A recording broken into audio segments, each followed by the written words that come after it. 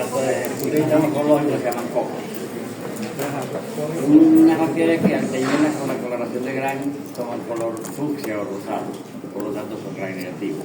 Vamos a hablar de bacterias que son redondas, cocos, y que son Gram negativos. De ellas vamos a hablar de los Gram negativos que son aerobios o facultativos, porque verán después otros grupos que son también morfológicamente similares, pero son anaerobios. Este grupo está representado fundamentalmente por dos géneros, el género Neisseria y el género Moraxella. El género Neisseria se llama así en honor al doctor Neisser, un médico alemán, que escribe con doble S, Neisser, que se encargó de aclarar la situación confusa que creó el doctor Hunter. Hunter era un médico que durante sus estudios en la Real Academia de Inglaterra, él vio que había pacientes que tenían enfermedades de transmisión sexual. Les hizo estudio a la secreción que tenían esos pacientes y logró ver unas bacterias redondas, unos cocos. Ya para eso se hablaba de Gram, unos cocos Gram negativos. Pero a los días de eso apareció una lesión ulcerada en el pene del paciente enfermo. Esa lesión ulcerada es indolora. Y esas llagas, esas lesiones así ulceradas que aparecen por el pene, se llaman, o los órganos genitales se llaman chancros. Entonces el paciente tenía un chancro a poco tiempo de haber tenido la infección original de la uretra. Eso creó una gran confusión y ese chancro se le llamó el chancro de Hunter. Y se llama así porque Hunter fue testigo presencial de cómo evolucionó la enfermedad. De un paciente que estaba enfermo en la Real Academia de Medicina, él se inoculó secreción delante de los miembros para describir cómo era la enfermedad. Y por desgracia el paciente donante, entre comillas, tenía doble enfermedad, tenía gonorrea y tenía sífilis. Entonces en su honor el chancro ese que él describe perfectamente se llama chancro de Hunter, o chancro sifilítico, que es indoloro. No es el caso, pero una vez lo aclaramos para que ustedes en el futuro tengan esa experiencia. Habitualmente ese chancro es único, es grande, no arde, no duele, lo pueden agarrar con una pinza e intentar unir los dos bordes, pero es muy duro, se llama chancro duro o chancro de Hunter, que es un chancro indoloro. Entonces, como Neisser aclaró la situación, a Neisser se le describió el género de esas bacterias, de las primeras que se vieron en ese paciente. Unas bacterias redondas, Gram negativas, que habitualmente se aparean, vienen en pares. Como ven allí parece que fuera, ahí no está coloreado con Gram, pero se ven como dos D opuestas, una D con la otra D invertida. Esa es la morfología de esa bacteria. Cocos que tienen apariencia de grano de café, y así un grano de café. Entonces vamos a ver, ese género es más importante de los dos, es el género Neisseria. El género Neisseria tiene múltiples especies, más o menos unas 31 especies.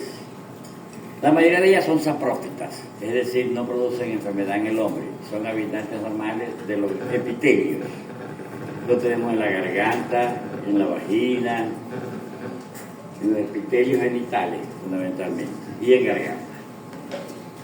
Esas Neisserias se llaman Neisserias saprófitas o Neisserias normales de la microbiota. Pero de ellas hay dos que son muy importantes, una por su frecuencia, la Neisseria gonorrea, así llamada en honor a Neisser, Neisseria, y gonorrea porque produce una enfermedad llamada gonorrea. La bacteria se llama también gonococo.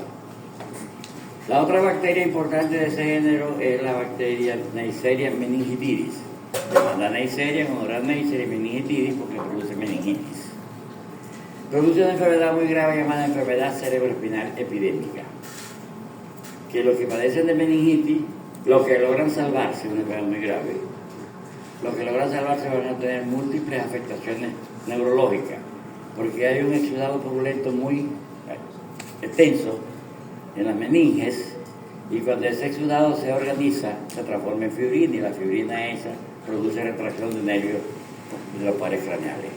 Puede el paciente tener problemas con sus pares craneales cuando tiene la enfermedad por Neisseria meningitidis. Bueno, vamos a ver entonces la familia Neiseriaceae con el género más importante, el género Neisseria, y con 31 especies, de las cuales ya dijimos que la mayoría son saprófitas, y que 2 de ellas son patógenos estrictamente del humano, es decir, no infectan animales ni nada. Si una persona tiene una enfermedad por esas bacterias, pues que la adquirió de otro humano. El microneo típico, ya dijimos, ya ven allá la morfología hacia la derecha, que parece un granito de café. Está dibujado, no es así la forma, como ya lo hemos visto. Son diplococos gram negativos inmóviles, es decir, no tienen flagelo. Las bacterias que tienen flagelo, que son móviles habituales, son bacilos. Estamos diciendo eso como dato para los exámenes. Los cocos habitualmente son inmóviles, de forma regional, no forman endosporas. Ya dijimos en una clase que la espora es un mecanismo de supervivencia de la bacteria cuando está en condiciones adversas. Ella busca la manera de cómo sobrevivir a esas condiciones. En los parásitos, como la amiba, por ejemplo, hablamos de quistes, que viene siendo el equivalente de la espora. Y trofozoito, la forma vegetativa del parásito que enferma. Mientras que aquí llamamos al quiste, entre comillas, espora. Como la espora se forma dentro de la misma bacteria, se llama endospora. Todas las especies son oxidasas positivas, eso es muy importante. Hay una prueba que se llama la prueba de la oxidasa con un reactivo que se llama el reactivo de la oxidasa o la dimetilparafenilendiamina, que si uno se la coloca a las bacterias, ellas en un medio cultivo, el colorante es ese reactivo de color rosado. Y pronto se va a poner negro porque se oxida intracelularmente. Porque produce oxidasa, una enzima que oxida. Recuerden que todo lo que termina en asa se refiere a enzima. Hialuronidasa, coagulasa, peroxidasa, etc. Entonces son oxidasa positiva y casi todas sintetizan catalasa. La catalasa es la enzima que desdobla el agua oxigenada en H2 y oxígeno. También se llama la catalasa peroxidasa, porque el agua oxigenada también se llama peróxido de hidrógeno. Pero que estamos dando una clase de una vez de términos, ¿verdad? Muy importante.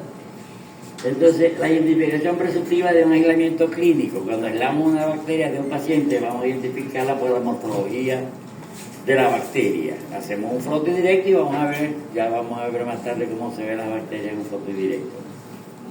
Habitualmente, las patógenas se encuentran dentro de las células leucocitarias. Eso nos ayuda mucho a decir esto es patógeno, porque lo que no es patógeno no tiene por qué ser fagocitado. Lo que está produciendo daño, el cuerpo lo elimina fagocitándolo para digerirlo intracelularmente. Entonces vamos a identificar a la bacteria por su morfología en la coloración de Gram y vamos a ver también después las enzimas, si produce la oxidasa, que es positiva, y si tiene una catalasa. Estas bacterias, las 2 bacterias patógenas de ese grupo, todas, producen oxidación de los carbohidratos y habitualmente los carbohidratos se fermentan. La mejor manera de metabolizar un carbohidrato es por fermentación. Pero en este caso estas bacterias no lo fermentan, sino que lo oxidan. Y al oxidar producen poquita cantidad de ácido. Acidifican el medio, pero con poquita cantidad porque lo hacen por oxidación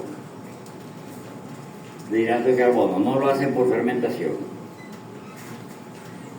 Las especies patógenas y no patógenas del género, las que son microbiota normal, pueden también diferenciarse por su crecimiento en agar nutritivo y en agar sangre. Eso es muy importante. Cuando uno las aísla en el laboratorio, ve sus requerimientos nutricionales. Las patógenas son muy exigentes. Las saprófitas viven de cualquier cosa, por eso viven en cualquier epitelio. Las patógenas sí son muy exigentes. Entonces la Neisseria meningitidis, o sea llamada también meningococo, crece en agar sangre y muestra crecimiento variable en agar nutritivo, en agar simple. Habitualmente crece mejor en agar sangre. Mientras que la Neisseria gonorrea no crece en ninguno de los dos, ni en agar sangre, ni en agar nutritivo o agar simple, porque ella es muy exigente desde el punto de vista nutricional. Por eso, por lo que es muy difícil que una persona pueda decir que adquirió gonorrea porque se bañó en un sanitario, que estaba contaminado, etcétera, etcétera. Eso no es posible, ella no come cerámica ni esas cosas. Entonces, solo crecen en agar chocolate. ¿Y qué es el agar chocolate? Es el agar sangre, pero la sangre le hacemos el favor y se la damos digerida a la bacteria, ya la calentamos, para que se transforme los rojos de la sangre con aspecto de chocolate. Agar chocolate. También se llama GC o gelosa chocolate. GC, gelosa. Y en otro medio suplementado. Ya vamos a ver que habitualmente la Neisseria gonorrea requiere que se le suplemente con unos nutrientes especiales, ¿verdad? Con factor de hemina, factor que lleve a la sangre, etc. Y la temperatura óptima de crecimiento de casi todas las bacterias que enferman al hombre es 35 a 37 grados. Así están nuestras estufas en el laboratorio, a esa temperatura. Y de ñapa agregamos que por eso es que el organismo produce fiebre cuando tiene una infección, para matar las bacterias, porque pocas bacterias toleran 40 grados centígrados. Para eso es la fiebre que se produce en un paciente. Y ellas no crecen sino a 35, 37 grados, 40 se están muriendo incendiándose, ¿verdad? Una atmósfera húmeda requieren además una atmósfera húmeda que esté suplementada a la atmósfera con CO2. Ustedes recuerden que cuando nosotros metemos las placas directamente en la estufa, decimos que estamos incubando en aerobiosis.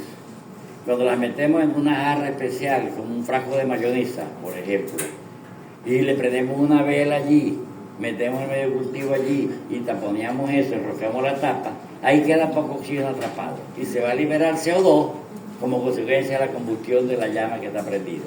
Entonces se produce CO2 entre 5 y 10% de CO2 y eso es necesario para su crecimiento. Si no le ponemos eso, no crecen. Cuando se sospecha de Neisseria, nosotros incubamos en esa jarra de CO2 o de microaerofilia o de capnofilia, porque CAP es capnofilia, calmófilo.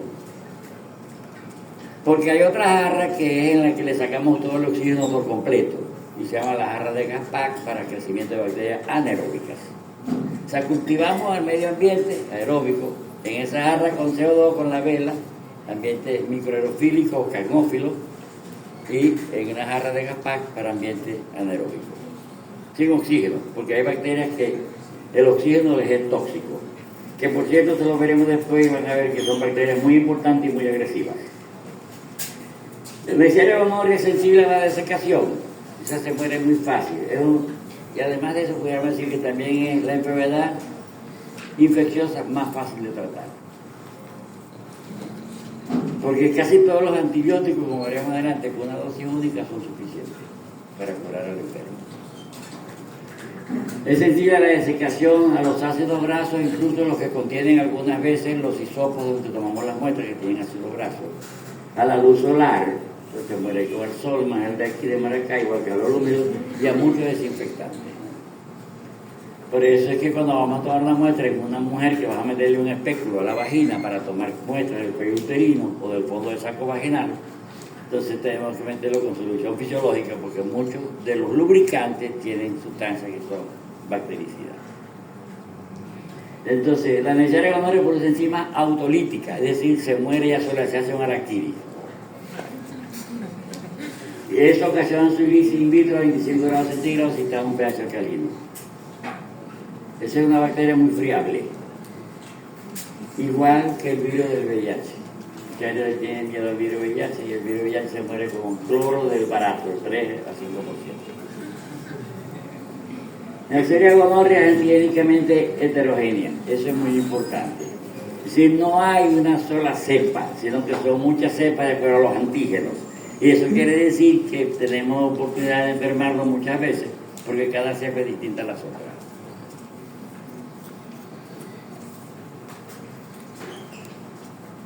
Tiene muchas sustancias que son antígenos. Unos pilis o pelos, también se llaman fimbrias, quiere decir pilis, pelo o fimbria, que intervienen en la adhesión de la bacteria a las células epiteliales, del epitelio del cuello uterino, del epitelio uretral, etc. Ahí se adhieren con esos pelos de adherencia. Por eso es que, dicho sea de paso, cuando queremos nosotros evitar infecciones urinarias a recurrencia en los pacientes sondeados, no es el caso, pero lo explicamos de una vez, se utilizan sondas especiales que son como rebalosas, para que los pelos de la bacteria no se le peguen a esa sonda, ¿verdad? Y también hay otra técnica que es depilar a las bacterias. Al pelarlas y volverlas calvas, no se pegan. se pegan a los epitelios ni a la zona. ¿Ah? Pero eso no daña la bacteria. ¿Perdón?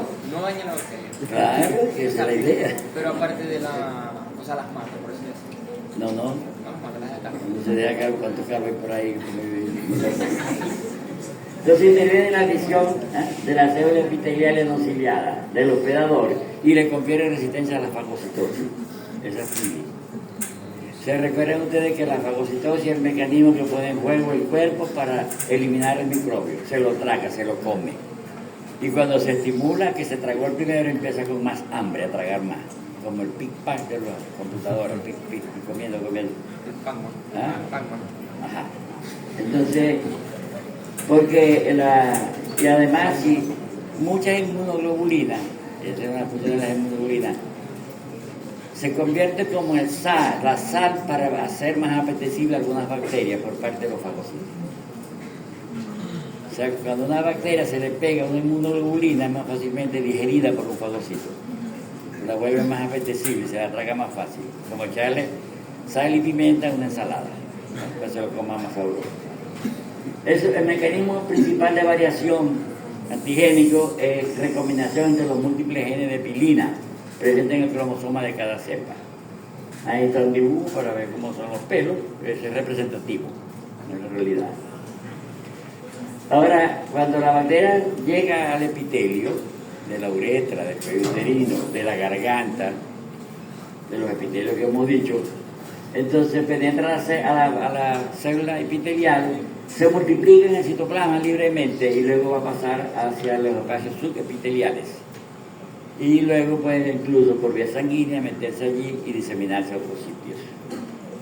Entonces vamos a hablar de la adherencia y de entrada, cómo fue la multiplicación libre en el citoplasma, el paso a la submucosa o la especie subepitelial.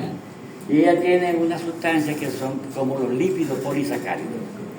Recuerden ustedes que las bacterias Gram negativas tienen un lípido polisacárido que es el antígeno de pared, que es la endotoxina, y que es la responsable de la mayoría de los síntomas clínicos. Ellas no tienen lípido polisacárido, sino lípido oligosacárido. Dos. Es decir, LPS, LOS. El lípido oligosacárido de los gonococos estimula la liberación de citoquinas proinflamatorias. Entonces, es la citoquina, el factor necrocitumoral, que produce inflamación y lo ocasiona la mayoría de los síntomas. El ardor, la molestia, la secreción purulenta, etc. El gonococo fue fagocitado de manera activa, lo dijimos eso, porque nosotros tenemos un sistema de vigilancia para muchísimas cosas. Sistema de vigilancia antiinfeccioso, sistema de vigilancia antitumoral. Por ejemplo, si una persona tiene un cáncer, durante los primeros estadios del cáncer, está enviando células de ese cáncer hacia la circulación para sembrarla en otra parte, para producir metástasis. Pero nuestro sistema de vigilancia de allí se las come y las mata, las destruye, por muchos elementos. Por ejemplo, tenemos una célula que se llama natural killer, asesinos naturales, y tenemos muchas células especiales para matar a esa célula maligna que entró a la sangre, para que no se implante en otro tejido. Y luego de años, cuando el sistema está cansado o agotado, o la producción de esa célula maligna es tan grande que ya no se puede controlar y se implanta en otro sitio y se produce la metástasis. Así ocurre con las bacterias. Las bacterias entran a la sangre y pueden pasar entonces por un sistema para irse para otro lado y producir metástasis, en este caso no tumorales, sino metástasis sépticas de infecciones. Entonces el gonococo fagocitado de manera activa y la infección permanece localizada, eso es muy importante. ¿Dónde localizada? En la uretra, en el cuello uterino, en la vagina, en el recto, en la garganta, orofaringe, etc. Mientras que la cápsula que tiene el gonococo, que ya no tiene cápsula, la gonorrea, la cápsula del meningococo le permite evadir la fagocitosis. Entonces ya no es muy fácil tragada por los glóbulos blancos y fácilmente anda por la sangre libre, como Pedro en su casa, y va a sembrarse en otras partes, sobre todo en meninges. E ingresan al torrente sanguíneo. De la garganta, como veremos ahora, la Neisseria meningitis de la garganta pasa al torrente sanguíneo. Y también puede ser que posiblemente pase a la meninge a través de la lámina cribocerdermoide, porque está metida en la nariz ahí. Entonces ya vamos a seguir aquí. Entonces fíjense los polimersos nucleares que están allí tragándose los glóbulos a las bacterias, produce inflamación, daño local, daño la proteína de opacificación y liberación de peptidoglicano. Recuerden ustedes que la bacteria gram positiva tiene una capa muy gruesa de peptidoglicano, las gram negativas muy poco. Estas tienen peptidoglicano regular, tienen peptidoglicano. Por eso es por lo que incluso cuando son viejas se pueden transformar en la coloración de grano, adquieren otro carácter. Los cultivos viejos. La gonorrea afecta exclusivamente al humano. Es muy importante eso. Es la segunda enfermedad en frecuencia después de la infección urogenital por clamidia. La primera en el mundo es las clamidias. Son las clamidias, varias. Después hablaremos de las clamidias en otra oportunidad. Pero ya van después. La transmisión es principalmente por contacto sexual de gonorrea, repetimos. Y se refiere al contacto sexual cualquier cosa que se utilice para sexo, la lengua, el pene, etcétera, etcétera. Porque, sí, cuando se hace sexo con la lengua se llama cunilinguos. Y cuando la mujer es al revés, que le hace al hombre, se llama eso felatio, el falo.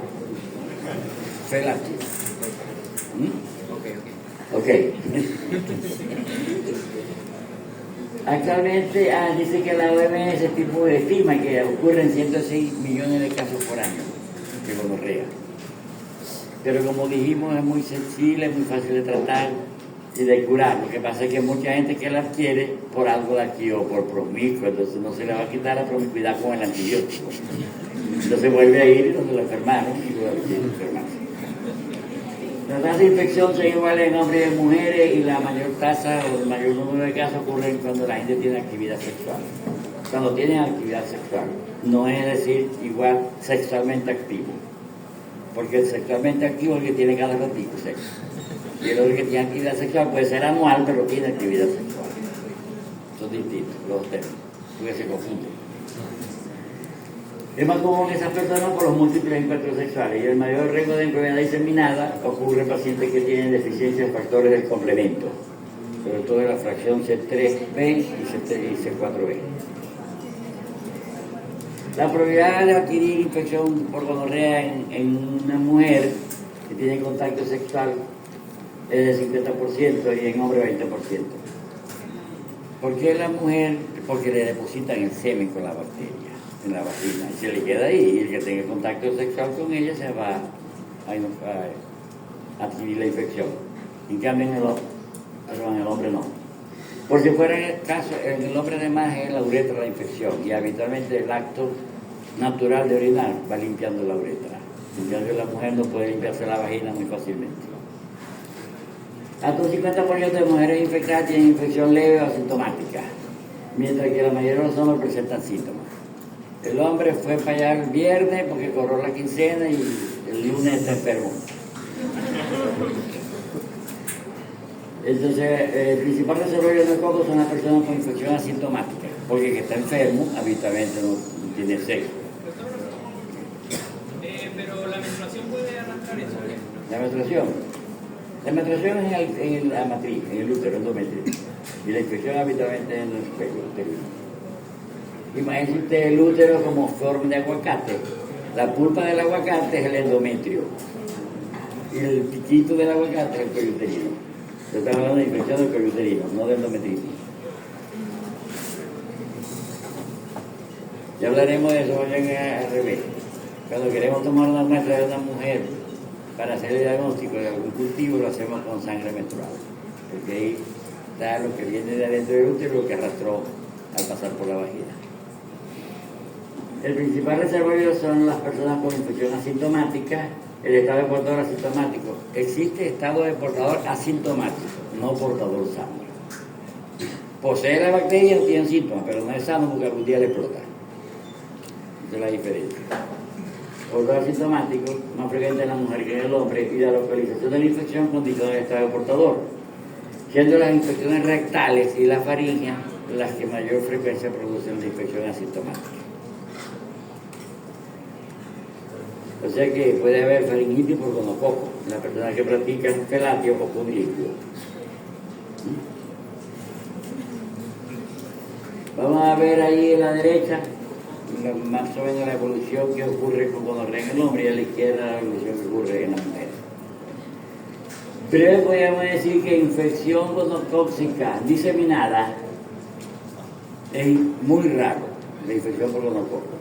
Puede ocurrir, hay una erupción en la piel, puede haber invasión benigna, puede haber incluso endocarditis por Neisseria, que es raro, porque habitualmente las endocarditis bacterianas son causadas por bacterias gram positivas, por estafilococo, streptococo, neumococo, streptococo viridan, etc. Y puede haber artritis por vía hematógena. En la mujer, la infección asintomática ocupa el mayor número, por lo menos 50%. Y algunas de ellas tienen inflamación de órganos en el cuello uterino, cervicitis, muy raro que tenga la mujer uretritis, porque la mujer no tiene uretra sexual, la uretra es exclusivamente urinaria. En cambio el hombre, la uretra tiene doble propósito, urinaria y sexual. Por ahí va el semen y por ahí va la orina.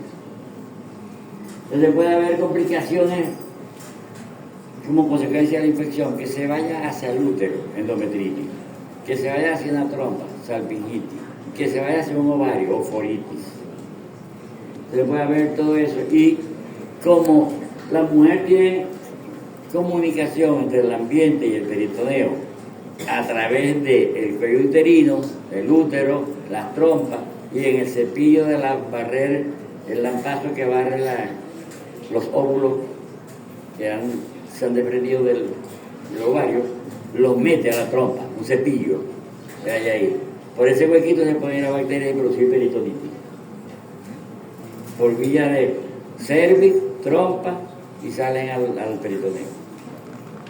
Porque recuerden que la mujer cuando ovula, el óvulo cae al peritoneo. Pero después el escobillón ese lo mete para la trompa, para que sea fecundado. Y por eso lo pueden ocurrir los embarazos ectópicos. Porque los espermatozoides salieron y embarazan a la mujer en el peritoneo. En el hombre puede haber, lo que más hay es uretritis aguda, ¿verdad? Eso yo le digo yo, el pene llorón. Los enfermarios ya empiezan a llorar, pero llorar con pu, a los 3-4 días. ¿Verdad? Puede haber también en el hombre complicaciones, por ejemplo, que se vaya hacia los testículos, ¿verdad? Que se vaya hacia el epidídimo, el epididimitis, que se vaya hacia otras localizaciones, incluso como por ejemplo la próstata, prostatitis. Y en los casos no tratados, puede ser que la curación ocurra por defensa propia, y la defensa produce inflamación, y la inflamación cura por fibrosis, y la fibrosis produce reducción del calibre de la uretra. Muchos hombres que han adquirido gonorrea y no se trataron adecuadamente tienen estrechez de uretra, como consecuencia de la cicatrización y fibrosis del daño que causó el gonococo en la uretra. El periodo de incubación es de 2 a 5 días. El tipo fue el viernes y el lunes ya está enfermo. La infección vital en el hombre se restringe a la uretra, a menos que tenga otras prácticas sexuales, ¿no? Y se caracteriza por descarga uretral turbulenta y dificultad para orinar. Aunque las complicaciones en el hombre son raras, pueden presentarse peritonitis, prostatitis y accesos periuretrales.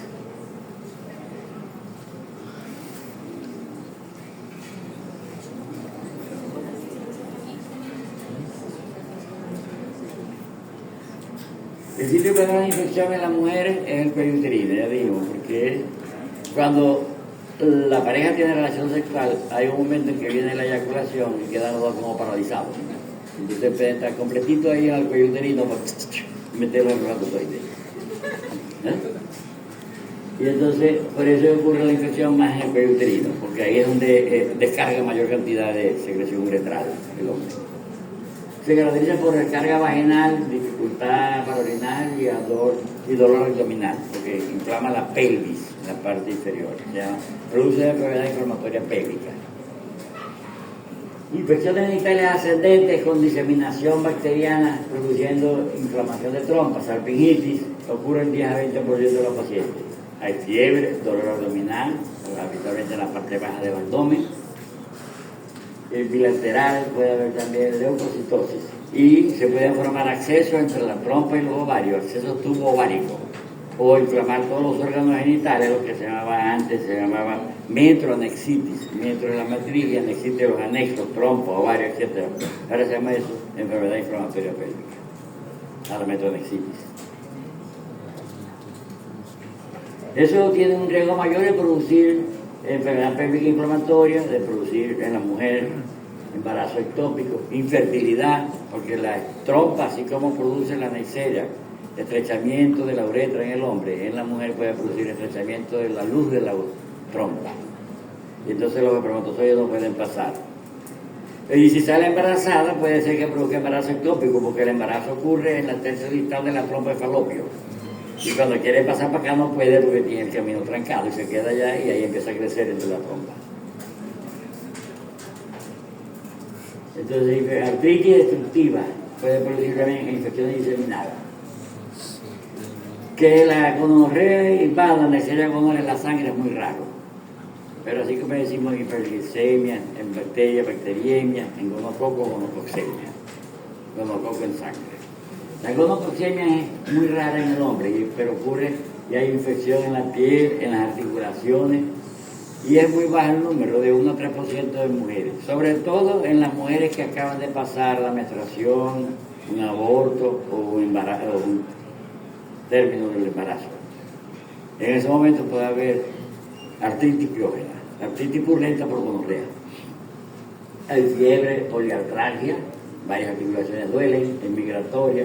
Hay artritis supurativa en las articulaciones grandes, muñecas, rodillas y tobillo. Y hay un exantema, es una erupción cutánea con manchas rojas, petequial, que pueden ser máculas simplemente rojas o pápulas levantadas o tener pústulas con una base eritematosa que ocurre en las extremidades pero no en la cabeza ni en el tórax. Eso es muy importante. Es un exantema periférico, de pies, de manos, extremidades y no de cabeza ni de tórax. Puede haber bacteriemia, y cuando hay bacteriemia entonces ocurre endocarditis, meningitis, pero lo más común es la artritis. De las complicaciones extragenitales, la más frecuente es la artritis por gonococo. Otras enfermedades que pueden producir neisseria, tenemos un síndrome que es perihepatitis. Así como dijimos que se pudo salir al peritoneo, la gonorrea, la bacteria, viajar, producir peritonitis, pero produce una inflamación alrededor de la cápsula de Gleason, del hígado. Eso es una perihepatitis, se llama síndrome de Fish-Hofsch-Curtis, como lo tienen allí. Puede haber conjuntivitis purulenta en el hombre que tiene malas técnicas de aseo o que fue al sanitario, agarró la parte más importante de su cuerpo enferma y sin lavarse, se pasó la mano por los ojos y le daba conjuntivitis. ¿Verdad? Y en los niños puede ocurrir también conjuntivitis neonatal, cuando el niño nace de producto de una mujer que tiene gonorrea en los genitales. Al pasar por el túnel del parto, más llamado canal, porque eso no es un canal, es un túnel. Se pone los ojos. Por el túnel del parto, y entonces adquiere la gonorrea en los ojos. Conjuntivitis neonatal o neonatorum. También puede haber gonorrea anorrectal, yadeísmo y faringitis. La conjuntivitis puede producir, sin tratamiento, puede producir ceguera. Y hubo un médico, el doctor, era un ginecólogo de apellido Credé, que propuso que al niño, para evitar, porque hubo muchos casos de ceguera por gonorrea, para evitar que tuvieran problemas en los ojos, se le agrega un antibiótico en los ojos. Él diseñó fue con una gota de nitrato de plata, pero como a algunos pacientes el nitrato de plata les puede producir reacción alérgica, entonces se usan antibióticos como la eritromicina, la tetraciclina, etc. Eso se llama la técnica del buen Credé. Credé era un ginecólogo que diseñó eso y lo recordaremos siempre. En medicina hay que recordar lo que tiene algún valor. Por eso yo peleé mucho que los hospitales del Zulia tuvieran nombre de los médicos zulianos. De Pedro Iturbe, de Adolfo Pons, de Pedro García Clara, de los Cortes de Altagracia. Entonces, porque le estaban poniendo nombre a los hospitales de personas que ni sabíamos quién era. Por ejemplo, que hay un hospital de leprosos llamado Cecilia Pimentel. Y yo que me dedico a eso no sé ni quién era Cecilia Pimentel, ni qué participación tiene en la medicina, para que se cree un hospital con su nombre. Ah, ella era una artista y luchadora de los derechos humanos, sobre todo de las mujeres y tal, muy bien. Hagan un teatro, una cosa, pero no me quitaron. Bien.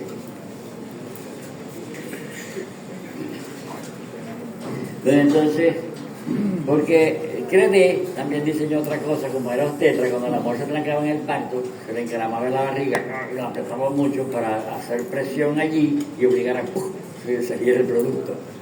Pero muchas veces esa técnica de la mujer acostada y uno con la mano de un lado apretando la barriga, entonces puede ser que produzca ruptura uterina, y se llama esa técnica de mal Credé.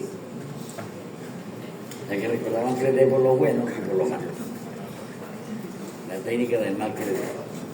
Hoy venía la doctora a acompañarnos para ver la clase y no vino, porque estos términos que estamos empleando aquí diciendo son muy buenos para aclarar, ¿verdad, doctora? Entonces, ¿pero dónde quiere estar la pata? Entonces, la recolección de muestras, ¿de dónde vamos a tomar una muestra? Depende del sitio donde tiene la infección el paciente, si en la garganta, si en la uretra, en el hombre, si en la vagina, si en el recto, etc. Entonces, y de las partes sexuales del paciente, si lo hace con la lengua, con los dedos, etc. Ustedes saben. En todos los casos debe recolectarse muestras de sitios genitales. Si un paciente creemos que tiene gonorrea en la garganta, ya aprovechamos y le tomamos muestras de los genitales. Las muestras deben ser recolectadas por hisopo de dacro o de rayón, porque los hisopos de algodón tienen unos ácidos grasos que pueden inhibir el crecimiento bacteriano. Algunos medios de transporte contienen carbón vegetal. El que más se usa es el medio de Amies. Ellos tienen filtro, Amies. Porque hay varios medios de transporte.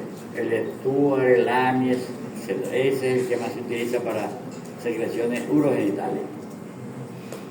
Y los instrumentos que vamos a utilizar para recolectar las muestras, por ejemplo, el cóctel vaginal, deben ser lubricados con solución fisiológica y no con lubricante, porque muchos de ellos tienen además sustancias antibacterianas. Ahí tienen bien bonito, ¿verdad? A ver, está aquí el rojo. Fíjense, esto que está aquí redondo, grandote, es un glóbulo blanco.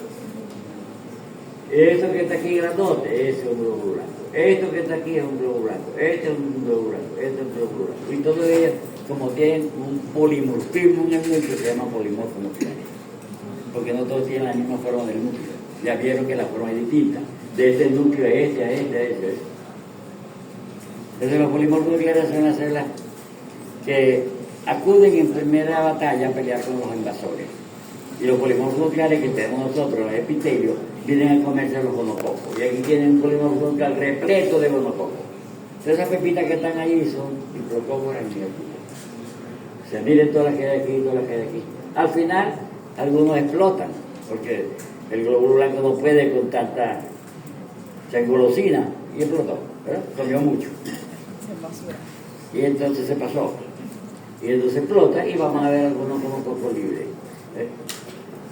Pero lo característico es que veamos a la bacteria fagocitada, intracelularmente, dentro de un polimorfo nuclear, porque está causando daño.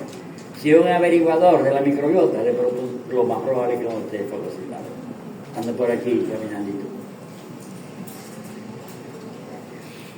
¿Cómo vamos a hacer el diagnóstico? Por detección de antígenos.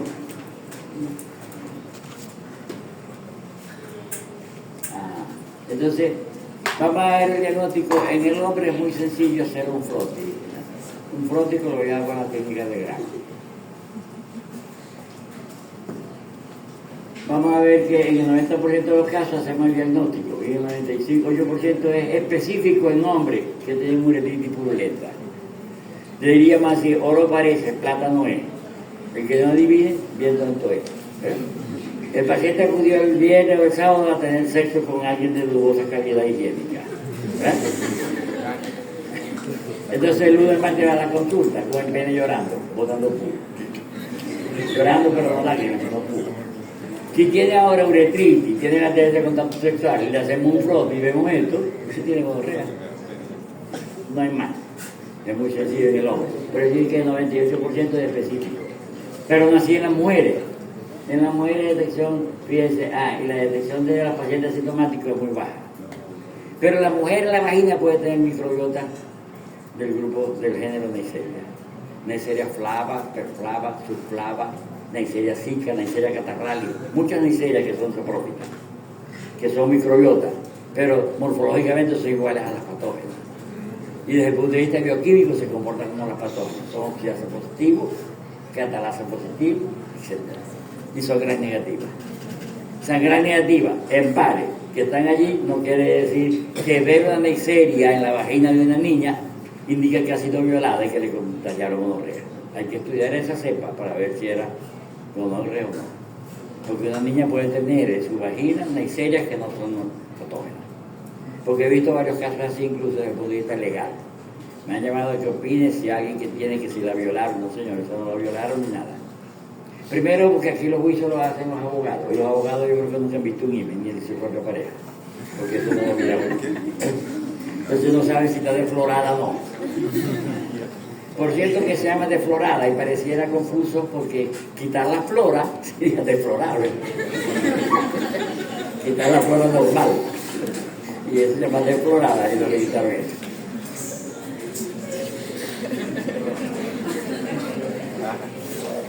Es útil para el diagnóstico temprano de artritis purulenta. Una mujer recién parida, recién abortada, etc., que tiene ahora artritis, habitualmente las 3-4 días después de esa acción del parto, del curetaje, etc., entonces le vamos a ver que tiene una inflamación de una articulación, está caliente, está roja, está dolorosa. La puncionamos y hacemos un frote y vemos así esto. Eso es gonorrea articular. Es insensible el GRAN y no es específico para detección de gonococo en pacientes con infección anorrectal o faringitis, porque en la faringe también hay muchas Neisserias saprófitas.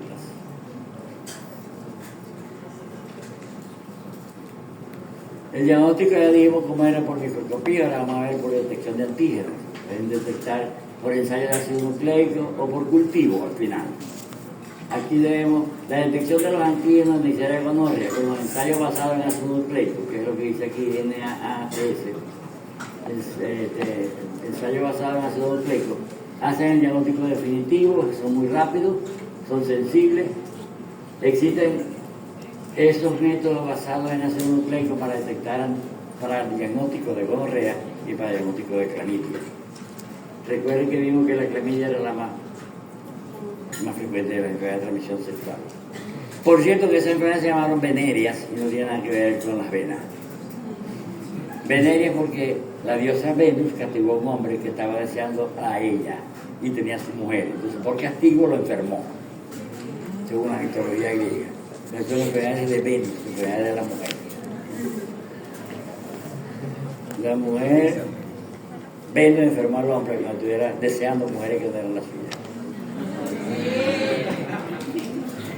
¿Verdad? Pero entonces no hay un nombre para las mujeres que desean el hombre que no es suyo. ¿Verdad? La desventaja de estos métodos es que no detectan la resistencia a los antibióticos. Los métodos enzimáticos. Ahora, ¿cómo vas a cultivar la bacteria? En un medio que se llama Taller Martin.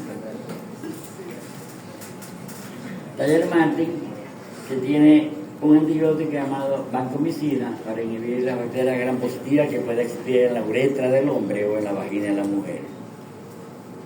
Tiene colimicina para inhibir las bacterias gram negativas que pueden existir ahí y que no sean gonorrea, porque eso no le hace efecto a la gonorrea. Y tiene nistatina para inhibir el crecimiento de las cándidas, de los hongos. Entonces, este medio de cultivo no va a permitir que crezcan bacterias negativas, bacterias gram positivas, ni tampoco hongos, pero sí crece la gonorrea. Se llama medio de Martin Taller. Tiene vancomicina, colimicina y puede tener ese medicamento como antimicótico. Anfotericina B, pero lo que tenía originalmente era nistatina.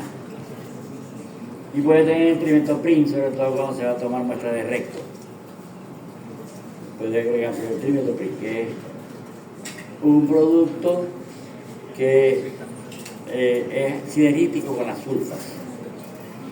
Vamos a identificar presuntivamente la muestra, ¿cómo? Por la reacción de la oxidasa, que es positiva, por el crecimiento en agar chocolate, o crecimiento en el medio de BCN, que es un agar chocolate modificado con antibióticos. El BCN La identificación definitiva va a ser por el patrón de oxidación de los carbohidratos. La Neisseria gonorrea se oxida solamente la glucosa. Gonorrea tiene G, glucosa tiene G. La Neisseria meningitidis, que no es el caso, que estamos aquí todavía hasta allá, pero como tiene M, también fermenta además de la glucosa, la maltosa. G, M sería esa Neisseria meningitidis. Glucosa y maltosa. No me voy hablando de aquí de la práctica, ¿verdad? Para los exámenes de... La identificación de predictiva es por la oxidación del carbohidrato y por supuesto termina el estudio con la susceptibilidad a los antibióticos. Por cierto que si para cualquier bacteria el antibiótico, la penicilina funciona bien, es el mejor antibiótico del mundo. Por eso le dieron un premio Nobel al que lo descubrió. La gonorrea es una enfermedad autolimitada, a la uretra, al cuello, etc. El tratamiento con antibióticos se utiliza una dosis muy baja de ceftriaxona, una cefalosporina de tercera generación. Una dosis única de 250 miligramos, basta. Dosis de pediatría. Sin embargo, puede ser que el paciente haya adquirido de una vez otro premio, primero y segundo premio, ¿verdad? Que adquirió gonorrea y que adquirió también clamidia. O que adquirió gonorrea y que adquirió también sífilis. Adquirió gonorrea y adquirió también VIH. O se ganó completo la leucemia. Entonces hay que buscar otras combinaciones. Para eso se combina con una dosis única de acitromicina o de una semana de una tetracyclina llamada doxycyclina. Nosotros hemos hecho varios esquemas de tratamiento para gonorrea, incluso a nivel mundial también son muy buenas las quinolonas. Una dosis única de una quinolona, levo, cipro, etc., cura gonorrea en hombre. Si es Neisseria gonorrea, Cecilia quinolona. Nuevas combinaciones son gentamicina. En general, los aminoglicósidos son muy malos para gonorrea. Porque antiguamente la gente que llegaba a la farmacia, escondidito por allí, sin que lo vieran mucho, diciendo que tenía gonorrea, el farmacéutico le inyectaba un cantre, que es gentamicina. Y eso se utilizaba mucho. Ponete un cantre cuando alguien el lunes iba enfermo, ¿verdad? Pero las aminoglicósidos como gentamicina, canamicina son malos, amicacina para gonococo. Son mejores las quinolonas como la hemifloxacina y también la acitromicina. La acitromicina, dosis única de 1 gramo, es eficaz. Y tratamiento de infecciones urogenitales. Ahí tienen ustedes una mezcla de esos que están allí, que los nombramos para que ustedes lo conozcan, porque aquí no existen. ¿Por qué no existen? Porque los laboratorios que lo hacen no lo dejan entrar. Así que no han dejado entrar tampoco a los buques que están en el Mar Caribe.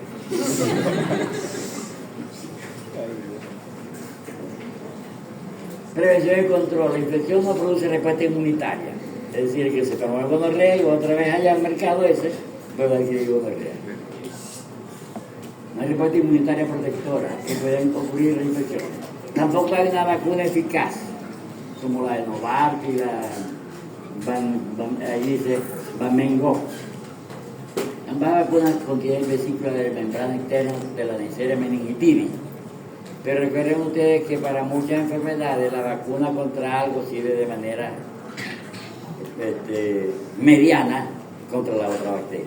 Por ejemplo, la vacuna contra la tuberculosis evita que nos enfermemos de tuberculosis, pero también nos protege de manera cruzada contra la lepra. Aquí también la vacuna contra la Neisseria meningitidis de manera cruzada puede producir cierta inmunidad contra gonorrea.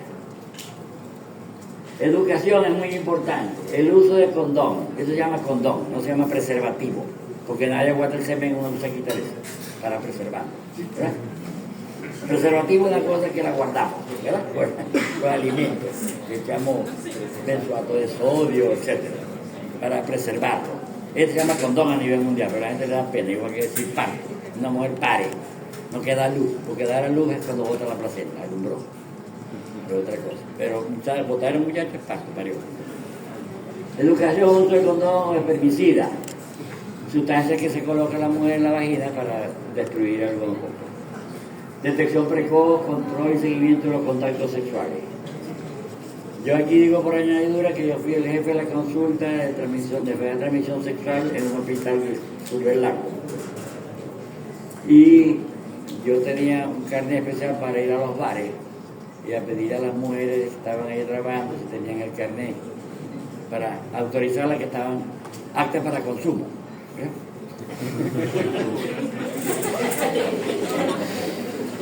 Le pedía el carnet. Si no tenían carnet, nos las llevábamos ahí, le podíamos una multa al bar, lo cerrábamos. Y además iba acompañado por una comisión del ejército para agarrarlos que no tenían documentos.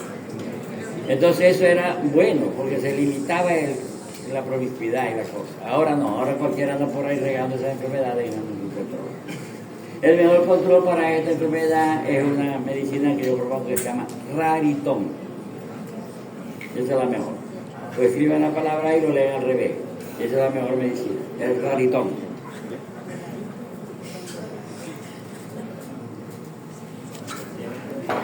Como que no han encontrado qué es la medicina esa, el Raritón.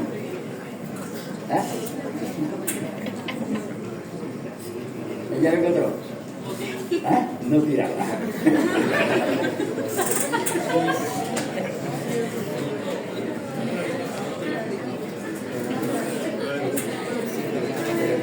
Bueno, ahora vamos a ver la otra Neisseria meningitis.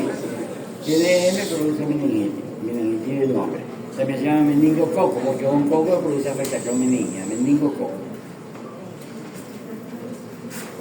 Vamos a hablar primero de la estructura antigénica del meningococo. La cápsula que ella tiene la protege de la fagocitosis, por lo tanto es probable que ella pase a la sangre y no sea fagocitada, y que se disemine por la sangre a partir de la orofaringe. Que vaya por sangre viajando a meninge, viajando a suprarrenales, etc. Ya van a ver todo lo que produce. Los receptores específicos para los pilis, ella tiene unos pilis, que son unos pelos de adherencia a los epitelios que se adhieren al epitelio de la nasofaringe. Permite la colonización de la nasofaringe. Muchas personas que andan por allí poseen un meningococo en la garganta. Y eso está más o menos de 1 a 3% de la población en general, sin que haya epidemia. En los periodos de epidemia la población de portador aumenta, puede llegar a 5 a 8%. La endotoxina que tiene, que es el lípido A, es responsable de la mayor parte de las manifestaciones clínicas, como también dijimos en gonorrea, el lípido oligosacárido, que era la fracción endotóxica. Se han identificado 3 grupos importantes de Neisseria meningitis de acuerdo al polisacárido capsular, y ahí tienen los nombres: el A, el B, el C, el W135, el X y el Y son los más frecuentes y son los que producen habitualmente epidemias. Los diferentes tipos de proteína de la membrana, proteína POR, proteína de membrana, se llama POR esa proteína que le forma unos poros a la pared celular para poder hacer intercambio de sustancias. Permiten la clasificación en 20 serotipos, pero de manera curiosa los más importantes productores de enfermedades epidémicas, de brotes, son el 2 y el 15. Por cierto, cuando una enfermedad se presenta en un número más o menos constante de casos, decimos eso es endémico. Cuando explota, y hay muchos casos, es epidémico, ¿verdad? Y cuando abarca ya a todo el mundo, que sea una globalización, como ocurrió con el coronavirus, una pandemia. O sea, epidemia, endemia y pandemia. Entonces, los diferentes tipos de polisacáridos, ahí tiene la proteína OPA y tiene también y un lípido polisacárido, ya dijimos eso, que es responsable de los efectos de la patogenia. Dice: el único predador natural de la Neisseria meningitis es el hombre, ser humano nada más. La puerta entrada es la nasofaringe. Los organismos se unen a las células epiteliales de la nasofaringe a través de los pilis y producen una colonización transitoria. Y puede ser que estén allí sin producir daño. Ahora no sabemos cuándo explota. Ese es un portador asintomático, no es portador sano. Portador sano son las bacterias que forman parte de la microbiota normal. Las porta sin producirle daño. Pero cuando las porta puede explotar, producir enfermedad, se llama portador asintomático. En este momento él tiene esa bacteria, pero en este momento él no tiene síntomas. Recuerden que el prefijo A en medicina es carente de anencefalia, asintomático, afebril. Desde la ansoborina los organismos pueden alcanzar la circulación sanguínea produciendo bacteriemia. Esa bacteriemia se llama meningococcemia por meningococo. Bacteriemia por meningococo, meningococcemia. ¿Qué pasa? Alcanza la circulación sanguínea. Los síntomas son parecidos a la de una infección del tracto respiratorio superior. Y esto es muy curioso. La gente dice que siente una molestia en la garganta, se fue a un paseo por allá, cambió de clima, se fue por ejemplo a Periján, se bañó en un tanque por allá de esos que hay, se llaman piscina o en un río. El sábado estaba muy contento, el domingo mucha fiebre y el lunes convulsionando. Es así de rápido la cosa. Los síntomas son parecidos a la infección del aparato respiratorio superior. Y repetimos que la bacteria puede pasar a la sangre a través de que posee una cápsula que impide la fagocitosis. Pero también puede pasar a la meninge por la lámina criboso-dermoide.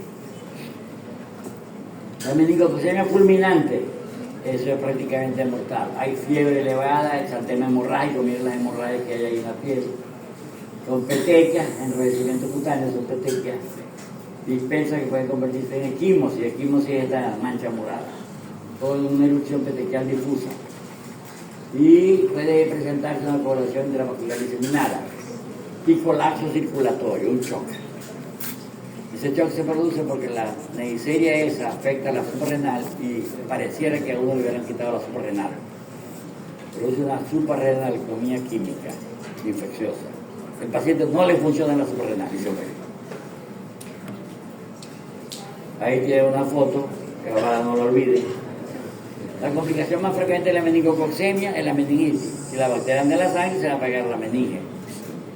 Con dolor de cabeza intenso, con fiebre, con vómito en proyectil. Vomita como si fuera un choclo. Rigidez del cuello y coma. Luego la trombosis y los vasos sanguíneos, sobre todo el seno cavernoso, seno longitudinal superior.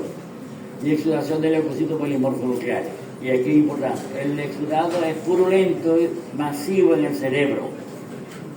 Y ya dijimos que entonces eso produce, cuando se espesa, se organiza el pus, se vuelve fibroso, entonces puede producir extracción de los pares craneales. Puede haber neumonía, que es raro, artritis y uretritis, pero eso es lo raro. Ya cuando ustedes ven en la clínica algún paciente que le empiezan a ver las petequias por algún problema y ustedes sospechan que es una meningitis, interconsulta con San Pedro, no va a salir bien. Entonces ya no tienen más nada que hacer, por eso es tan delicado sospechar de una meningitis. No solamente la Neisseria meningitis produce meningitis, cualquier bacteria que tenga diseminación hematógena puede producir meningitis, también depende del tamaño de la bacteria, porque algunos no atraviesan la barrera hematoencefálica. Pero cuando la pueden atravesar, algunas bacterias tienen solución, puede haber la remisión de la enfermedad, pero cuando se trata de Neisseria meningitis y ustedes empiezan a ver esas petequias, al paciente le quedan pocas horas. Y si están haciéndole rural, en un hospital o en un ambulatorio que queda más de una hora del universitario, del general del sur, y ese paciente se le fue. Entonces, siempre busquen algún signo de meningitis en cualquier niño con fiebre, que es difícil. Entonces, cuando lleguen a pediatría, presten mucha atención. Y ahorita microbiología es la mejor llave que ustedes tienen en cualquier materia, porque el 90% de las consultas que ustedes van a tener son pacientes con algún problema infeccioso. Bien sea infección urinaria o hasta alguna fiebre que empezó, ay, la fiebre empezó ayer, doctora, eso debe ser viral. Y ustedes aquí también ven virus. Entonces presten mucha atención a los signos clínicos y pregunten bastante cuando lleguen a la consulta. Adelante. Entonces el meningococo produce enfermedad, como vimos habitualmente, fulminante, muy grave. Y antes decían, el que padece de eso, que se llama enfermedad cerebroespinal epidémica, si no se muere, queda loco, decían antes. Por eso mucho temor a la gente con las meningitis, pero la mayoría de las meningitis que ocurren en el mundo son virales y son autolimitadas habitualmente. Sin como, sin tratamiento, con rezos, sin rezos, se va a curar igual. Y así es, doctora. Debe ser peor. ¿Qué se pasa? Entonces, el mecanismo de por qué la infección asintomática, la nasofarina, se transforma en meningococemia no se conoce. Existen varios factores que pueden explicar eso. Se puede prevenir por anticuerpos séricos que tiene el individuo en su suero, anticuerpos bactericidas frente al serotipo infectante. Pero la bacteriemia es favorecida cuando hay bajos niveles de inmunoglobulina M o inmunoglobulina G, bactericidas. También porque el suero del paciente tiene una acción bactericida que puede bloquear la inmunoglobulina A o deficiencia de elementos del complemento. Ahora, ¿cómo hacemos el diagnóstico? Muy sencillo.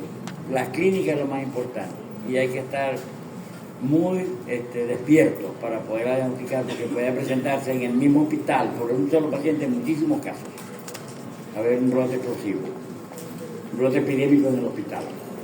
Incluso nosotros también nos podemos enfermar de ese paciente. Por eso, al tratar a un paciente que sospecha una meningitis por meningococo, debe tomarse muchas precauciones para evitar también una enfermedad profesional, que nos enfermemos nosotros por la profesión nuestra.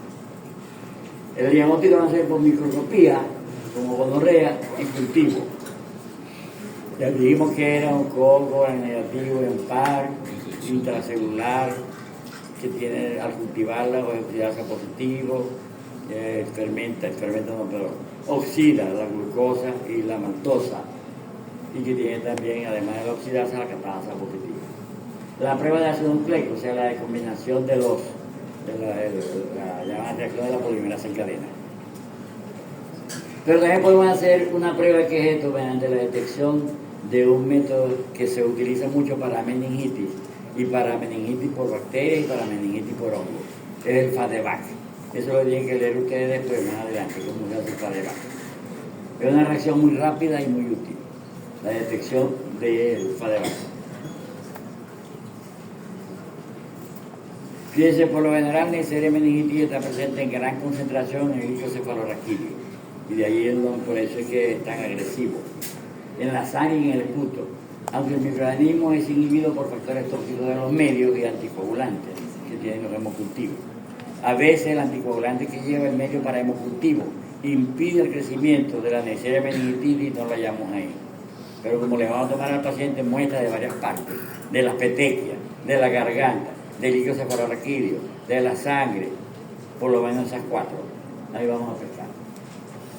Se debe procesar de forma cuidadosa las muestras del icocefalorraquídeo y de sangre, ya dijimos, porque son causas de enfermedad diseminada, son muy virulentas y además se ponen un riesgo de seguridad para el personal que manipula o las muestras o el paciente. Ahí tienen ustedes una fotografía de un icocefalorraquídeo con Neisseria meningitis. Aquí la ven, ese es un polígono nuclear que ya se rompió y que tiene ahí los gonococos, pero los meningococos. Aquí hay algunos meningococos también sueltos. Esos han sido de polimorfos nucleares que se han explotado ya y lo han liberado. Pero el diagnóstico más importante es encontrarlo aquí. Y por supuesto, si está en el icocefalorraquídeo, fuera de un leucocito, adentro está enfermando. Ese no es un saprófito, no es microbiota.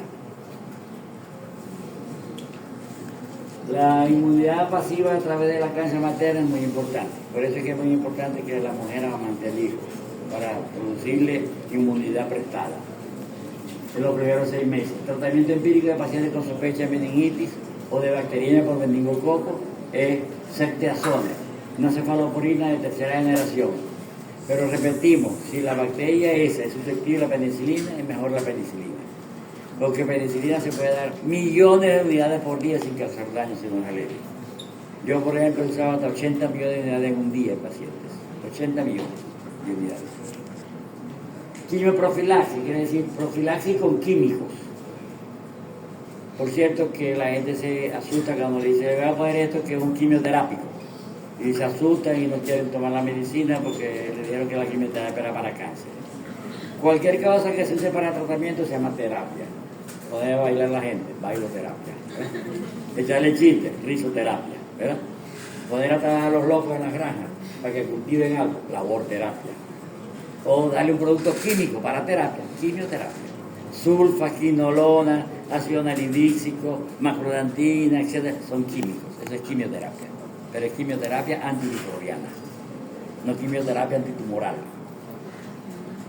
Entonces, aquí decimos profilaxis, prevención con productos químicos a los pacientes que sean contacto. Por cierto que yo tuve la oportunidad de ver en el central un brote de meningitis por meningococo y le dieron quimioprofilaxis hasta el que vendía el periódico en el frente. Y entonces son las personas que tienen contacto íntimo. Y la mejor droga es la rifampicina para la quimioprofilaxis. Por cierto que la rifampicina hay que reservar su uso porque es la mejor droga para tuberculosis y la mejor droga para lepra. No hay sustituto de ellas.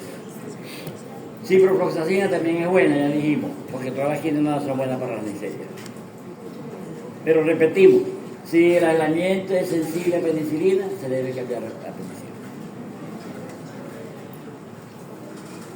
Ajá, prevención. Es improbable erradicar a los portadores sanos. ¿Cómo vamos a hacer que a menos que tuviéramos? Por eso se pide el certificado de salud tomando un exudado faríngeo a los pacientes que van a trabajar con grandes poblaciones, en las escuelas, en los bancos, porque puede ser portador asintomático de meningococo o puede ser portador asintomático de Streptococcus pyogenes, que le tenemos miedo a las dos bacterias nosotros. Entonces es improbable que erradiquemos a los portadores, pero hay que hacer tratamiento que no sería profiláctico, sino terapia, ¿verdad?, profiláctica en personas expuestas a pacientes con enfermedad. La familia del enfermo, los médicos que estuvieron atendiéndolo a él, las enfermeras, no el portero del hospital ni el chofer de la ambulancia. Y vacunación. Existe una vacunación muy eficaz. La vacuna, se puede utilizar la vacuna tetravalente, que se usa aquí en Venezuela. Es pobremente inmunogénica en menores de 18 meses. No confiere inmunidad a largo plazo, es decir, decaen los anticuerpos. Y no reduce el transporte nasofaríngeo, no elimina los estados de portador. La vacuna tetravalente, de esta que tengo aquí, la del 2005, se utiliza en personas de 11 a 55 años de edad. Debemos estar vacunados, todos ustedes deben estar vacunados. Yo por lo menos estoy vacunado. Contra la rabia también estoy vacunado. Contienen polisacáridos granular de manera curiosa conjugado con el toxoide difterico. Recuerden ustedes que en medicina se aprovecha mucho conjugar las vacunas para de una vez vacunarlo contra varias cosas. Por ejemplo, hay la triple, protege contra difteria, tétano y toferina. Esta es conjugada, toxoide difterico y la vacuna antimeningococo. Eso incrementa la respuesta inmunitaria en niños y reduce el transporte nasofaríngeo. Para terminar, vamos a hablar de otro género que está emparentado a las neiserias y se produce a veces confusión con ella. Se llama género Moraxella, llamado así al doctor, a nombre del doctor en honor, el doctor Morax Axenfeld. De ahí el nombre de Moraxella. Porque recuerden ustedes que les hemos dicho que en medicina se acostumbra a poner el nombre de muchas enfermedades, de síndromes, de bacterias, etcétera, de los que la han descrito y han luchado mucho con ella. Pasteur, Brucela, David Bruce, Listeria, etc. Aquí en este caso tengo Moraxella por Morax Axenfeld. La Moraxella pertenece a la familia Moraxellaceae, que la tienen allí. Es de la familia con 22 especies y el género más importante es el género Moraxella. Fíjense, familia y género. Ese género Moraxella tiene varias especies. Como ven aquí, 22 especies. Pero la especie más importante se llama Moraxella catarrhalis. Antiguamente llamada Neisseria catarrhalis. Pero esta tan emparentada a la Neisseria. También es un cocobacilo, era negativo, también en par. Es miembro de la microbiota del 40-50% de los niños en edad escolar. O sea, muchos niños la tienen en la orofaringe. Y ocasiona infecciones habitualmente en pacientes inmunocomprometidos. Es decir, hacerle un cultivo y encontrarle a alguien una Moraxella catarrhalis en la garganta no indica que está enfermo, a menos que él tenga síntomas.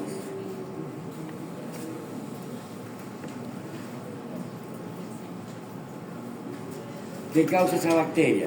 Fíjense, la diferencia de las otras, esta causa bronquitis, o sea, enfermedades respiratorias, bronquitis y neumonía, bronquiolitis, etc.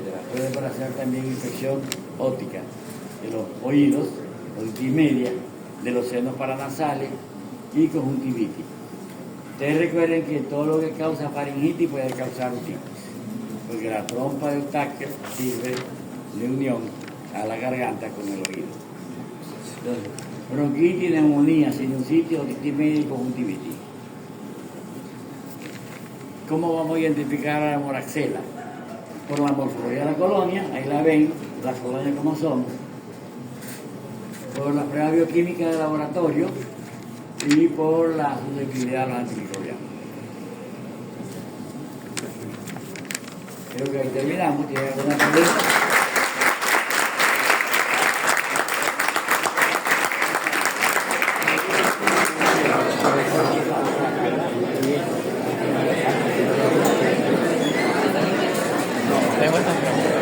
Esta que tenga la batería, el paciente como dice,